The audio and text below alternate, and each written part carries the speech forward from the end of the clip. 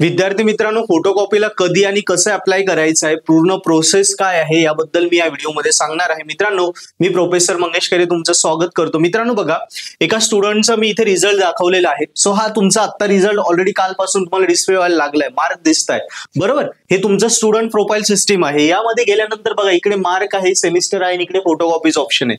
So तुम्हाला वाटतंय ज्या ज्या विषयांना तुम्हाला वाटतंय की चांगले मार्क पडू शकता पण तो फेल होऊन गेला, त्या विषयांना डायरेक्ट काय करायचं, इथे टिक करून घ्यायचं आणि याच्यानंतर हे टिक केल्यानंतर अप्लाय करायचं आणि ठराविक काय पेमेंट आहे ते पेमेंट पे करून द्यायचं, जेणेकरून तुमचं फोटोकॉपीला अप्लाय होऊन जातं.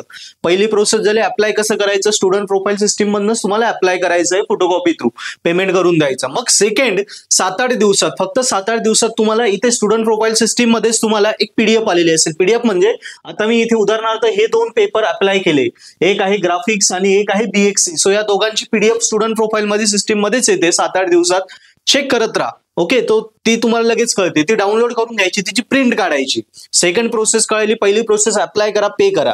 सेकंड प्रोसेस सॉफ्ट कॉपी येईल, ती डाउनलोड करा, त्याची प्रिंट काढा. आणि थर्ड प्रोसेस, जे शिक्षक तुम्हाला शिकवायला होते या विषयाला, आता ग्राफिक्सला आणि बीएक्सीला जे विषय शिकवायला होते या मुलाला, तसंच तुम्हाला जे विषय शिकवणारे शिक्षक असतील त्यांच्याकडनं ती चेक करून घ्या आणि मग तिथे ते सांगतील रिव्हॅल्युएशन करायचं की रिचेकिंग करायचं. Both are different, rechecking different, revaluation different. आणि मग जे त्यांनी सांगितलं त्यांच्याशी डिस्कस करून घ्या. जे त्यांनी सांगितलं त्यावेळी पुन्हा तुम्ही रिव्हॅल्युएशन किंवा रिचेक दोघांपैकी एकालाच अप्लाय करू शकता. यस, आणि ते पण आता ऑफलाईन करायचं तुमच्या एक्झाम सेक्शन मधनच. ठीक आहे, यस. तेव्हा त्यावेळी तुम्हाला एक रिमार्क वगैरे लिहायला लागतो, एक फॉर्म असतो तो भरावा लागतो. पहिली प्रोसेस वेगळी होती, आता वेगळी आहे. ही डिटेल प्रोसेस तुम्हाला जाणून घ्यायची असेल तर हा वाला व्हिडिओ बघा. या व्हिडिओची लिंक पण मी डिस्क्रिप्शन मध्ये देतो. या व्हिडिओमध्ये मी डिटेलमध्ये प्रोसेस मागच्या सेमला सांगितली होती की नवीन प्रोसेस काय आहे, पण मी शॉर्ट मध्ये सांगून देतो. आता पुन्हा एकदा रिवाइज करून देतो.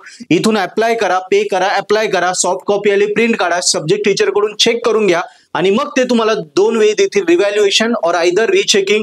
दोघांपैकी एकच वेळ तुम्हाला घ्यायचं, त्याचं पेमेंट करायचं आणि मग एक्झाम सेक्शन मधून ऑफलाईन फॉर्म भरून तिथून तुम्हाला अप्लाय करायचं. हे मी शॉर्ट मध्ये सांगितलं, डिटेलमध्ये या व्हिडिओमध्ये तुम्ही बघून घ्या. क्लिअर मित्रांनो?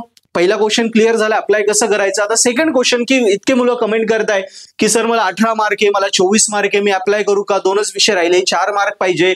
रिव्हॅल्युएशन, रिचेकिंग, फोटोकॉपीसाठी अप्लाय करायचं की नाही हे मी नाही सांगू शकणार ना. पेपर तुम्ही लिहिला आहे, कसं एक मूल्यांकन कसं करा, तुम्ही पेपर लिहिलाय बरोबर.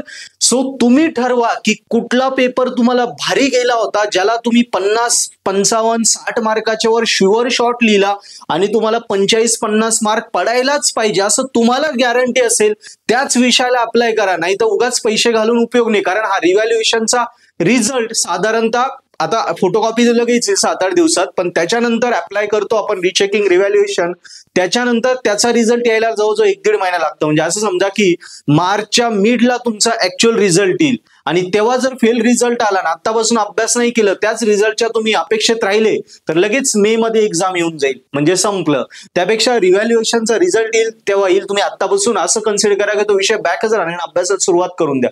अभ्यास काही वाया जात नाही. भले विषय निघून गेला तर आनंदी आनंदच आहे, नाही निघाला तर अभ्यासामध्ये तर राहाल.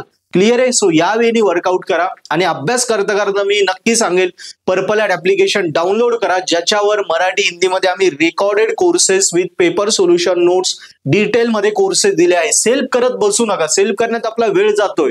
सो कोर्सेस घेऊन कामाला लागा, बघा तुमचे विषय गॅरंटेड तुम्ही स्कोरिंग कराल मित्रांनो. कारण कोर्सेस बनवताना बेस्ट ऑफ बेस्ट टीचर्स कडनं आम्ही आपल्या भाषेमध्ये कोर्सेस बनवले, एक्झाम पॅटर्न वाईज डिझाईन केले की तुम्हाला कॉलेजमध्ये पुस्तकात समजत नाही म्हणून एकदम सोप्या वेने समजावं, एवढ्या सोप्या भाषेत आम्ही सगळं शिकवलेलं आहे. सोप्या तुमच्या लेवलला येऊन प्रत्येक टीचरनी ती मेहनत केली. तो रेकॉर्डेड लेक्चर मधले फ्री लेक्चर बघा, आवडले तर सबस्क्राईब करा आणि गॅरंटेड तुम्हाला फायदाच होणार, स्कोरिंगच होणार.